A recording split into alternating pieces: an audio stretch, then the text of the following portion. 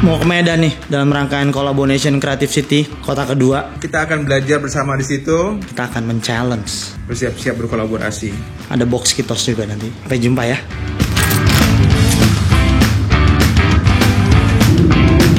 Kita telah mendarat di Bandar Udara Internasional Kuala Namu di Deli Serdang. Collaboration Creative City itu adalah inisiasi dari Collaboration untuk datang ke kota-kota untuk kita kesana dan bertemu dengan seluruh pekerja kreatif termasuk musisi, videografer, fotografer dan orang-orang yang bekerja di bidang itu. Dan ketika kita kesana, kita akan berdiskusi dan kita akan mencoba mencari contoh-contoh kasus di kota itu untuk bisa berjejaring, melakukan kolaborasi bersama untuk berdiskusi dan menemukan hal baru yang menarik dan bisa kita aplikasikan secara nyata.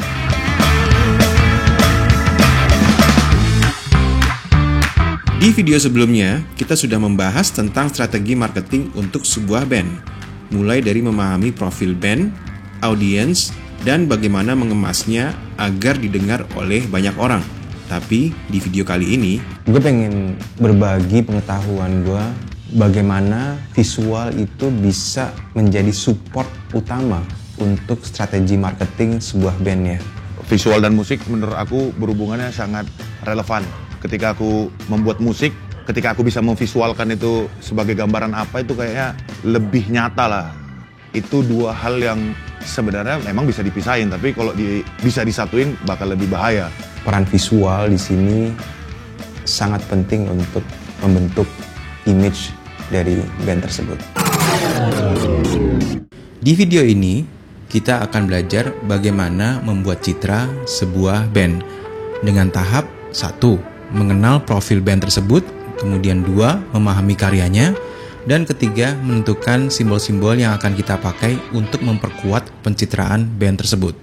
Lalu hari ini kita akan kemana? Kita akan ke gudang kopi namanya. Gudang kopi yang udah nggak terpakai. Dan itu mau dipakai sama Mas Anton Ismail untuk bikin video klipnya The Box Kitos dengan lagunya judul Cahaya Abadi. Gue juga belum tahu Mas Anton dengan ide gilanya akan ngapain di gudang kopi itu. Jadi sekarang gue sama Lava sama Ucup akan menuju ke gudang kopi untuk ngintip apa yang terjadi di syuting lagu Cahaya Abadinya Box Kitos di Collaboration Creative City Medan.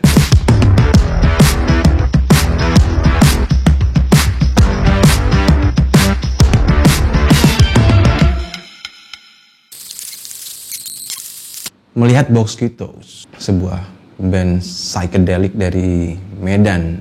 Ada Akbar, ada Ais, ada Jojo, kemudian Aryo, ada Aping. Tetapi apa yang saya lihat di sini itu adalah ada faktor arahan brandnya atau arahan image mereka itu belum tertata dengan baik dan sangat wajar. Ini adalah sebuah band baru dari tahun 2017 yang kita akan angkat dan kita akan pelajari. Itu apa yang akan saya lakukan itu adalah 1. Mempelajari The Box Kitos dulu. Siapapun bandnya, kita harus mengetahui latar belakangnya, kemudian orang-orang yang membentuk mereka seperti sekarang ini seperti apa, dan hal-hal lainnya. Mereka adalah orang-orang yang main di beberapa panggung kayak pensi sekolah gitu. Kayak band yang terbentuk dari teman-teman sekolah, satu sekolah SMA gitu. Beda nih, mereka berani memainkan genre yang psychedelic. Seru-seruan sih, yang penting konsepnya gitu. Kita seru buat lagunya, kita seru ngulik lagu bareng-bareng, kita seru-seruan nongkrong bareng, makan bareng, segala macam gitu. Tingkah lakunya psychedelic gitu, hidupnya tuh ngomong. Jadi memang itu kan lumayan jadi ini juga pertimbangan juga kan. Ini band memang paham nih gitu. Itu promo yang bagus juga sih. Ketimbang band-band yang sekedar lewat. Paham sama dirinya sendiri lah ya. Kalau pada saat kita melihat, mempelajari dan menilai, itu jangan pakai kacamata kuda, tapi juga kita melihat apa yang ada di sekelilingnya. Jadi kayak misalkan contohnya ya, ngobrol dengan mereka, kemudian main ke rumahnya mungkin. Bisa jadi loh dari hal-hal sepele yang kayak gitu, kayak kita bisa mengenal orang-orang ini. Di situ kita membahas juga tentang lirik yang membicarakan tentang cahaya abadi. Cahaya abadi ini bisa disimpulkan dengan apa? Cahaya abadi itu menurut gua kan surreal. Cahaya tuh nggak mungkin abadi karena matahari aja bisa padam gitu. Mungkin cahaya-cahaya yang sifatnya spiritual mungkin ya. gagasan yang paling besar itu adalah tentang kebahagiaan. Kebahagiaan yang gimana itu gelak tangis. Kamu bahagia, cuman dibalik kebahagiaan kamu itu ternyata kamu merasa itu semu kebahagiaan itu. Membicarakan tentang dalam keadaan apapun bisa mensyukuri dan mendapatkan dan menerima cahaya ini dengan apa adanya. Kebahagiaan bukan nomor satu, tetapi mind peaceful atau kedamaian itu adalah nomor satu. Setelah itu, yang kedua itu adalah kita mengolah karakter itu, lagunya apa, bagaimana perform dia dengan sebuah simbol-simbol. Simbol-simbol ini menurut saya itu bisa diterjemahkan ke dalam banyak hal. Gestur, tata busananya, angling kamera, keterbatasan lampu. Saya pengen mengangkat coolness mereka, saya pengen mengangkat kepercayaan diri mereka setinggi-tingginya tanpa merubah karakter mereka. Yang secara konkret.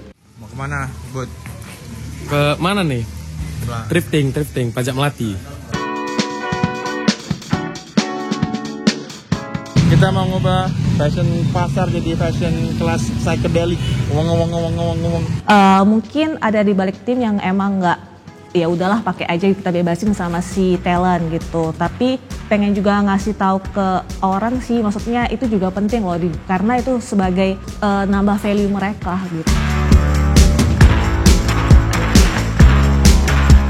Dan kemudian kita bawa itu ke base camp mereka, kita mulai ngecat, kita blok dulu warna putih untuk nantinya kita bisa injek warna apapun yang diinginkan mereka. Dia membuat baju-baju seharga murah sekali menjadi kayak baju-baju ala-ala merek streetwear ternama. Asai. Ini jadi satu baju atau wardrobe yang menurut saya sangat menarik perhatian. Bukan hanya menarik perhatian, tapi memperkuat karakter mereka masing-masing.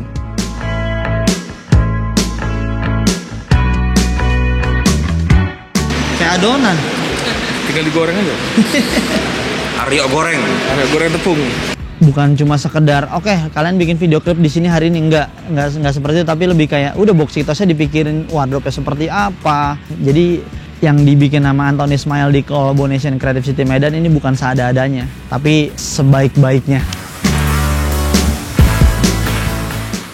Kita semua kadang kepentok dengan hal-hal yang terbatas ya, tapi dengan kekuatan ilahi, sinar matahari, kita bisa menyelesaikan semuanya itu.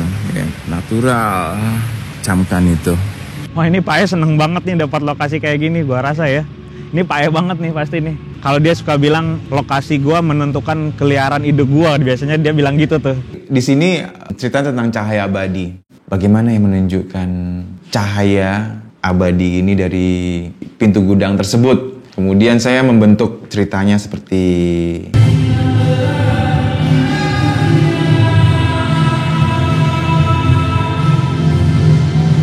saya nyuruh Akbar untuk bergerak dengan kebingungan dalam kegelapan.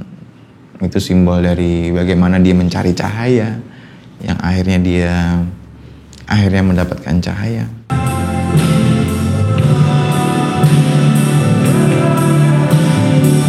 Sekarang lagi atur blockingan. Pak lagi ngebrief. Jadi gestur itu menentukan kekuatan. Ntar kita bisa lihat kayak apa. Jojo, kamu kurang keras. Oh, Kurang keras, ya. terlalu lembek. Diajari gimana cara ekspresi. Biasa kan kalau kita nggak pandai berekspresi, biasa santai lah, celah padanya, nggak pernah belajar kok saya ini. Introvert kan.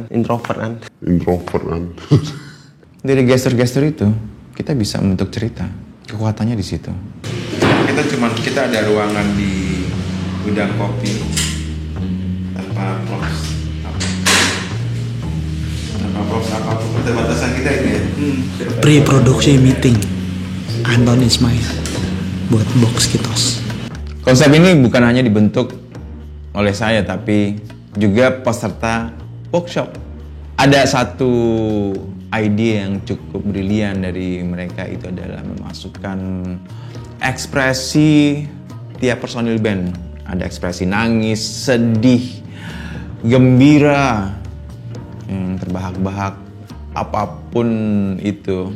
Ekspresi ini cukup kuat untuk ditampilkan menurut saya. Itu adalah simbolik keadaan kita masing-masing dalam keseharian.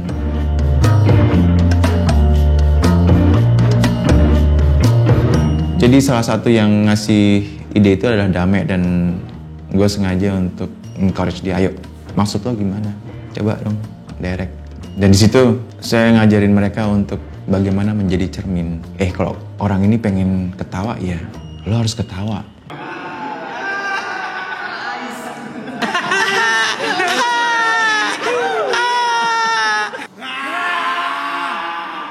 Satu, dua, tiga, teriak.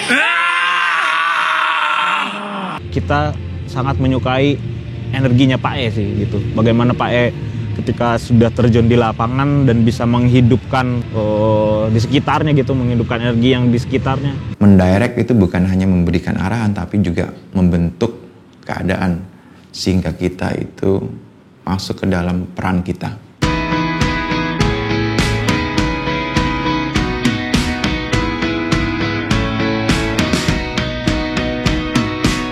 Nah, kalau untuk di MV sendiri juga Kayak dikasih tau konsep begitu, kayak ya udah aku suka gitu aja. nah ternyata pas di brainstorming juga kalian bakal gini. Ya, emang itu visualnya kita gitu. Jadi kayak gayung bersambut lah gitu. Kalau senengnya ya pasti seneng.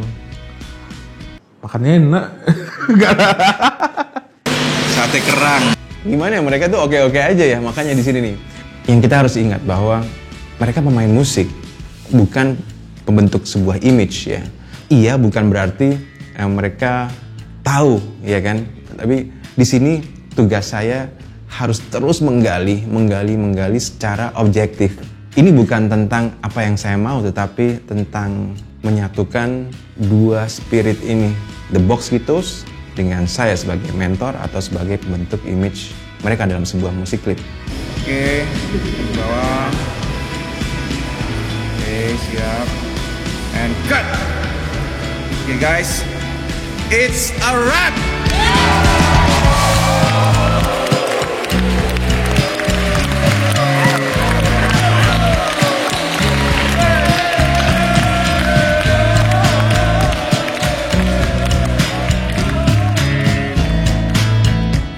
Berakhirnya produksi musik klip The Boxkitos itu adalah tanda berakhirnya acara Collaboration Creative City di Medan.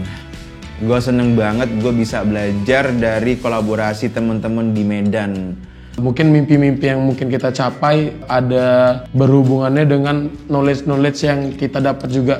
Tidak hanya dari para kolaborator juga, tetapi juga dari para teman-teman kita yang audiens gitu. Dari semua ide yang kemarin dihasilkan, jangan berhenti sampai di hari pertama Collaboration Creative City Medan aja gitu. Tapi mereka juga harusnya punya kesempatan untuk merealisasikan ide itu menjadi sebuah pertunjukan yang bisa menjadi aset Medan tersendiri gitu.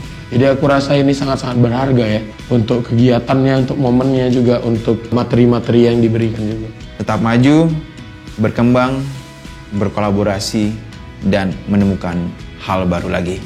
Sampai jumpa di Collaboration Creative City kota-kota berikutnya. Medan, Klaten kali kawak. Bakar.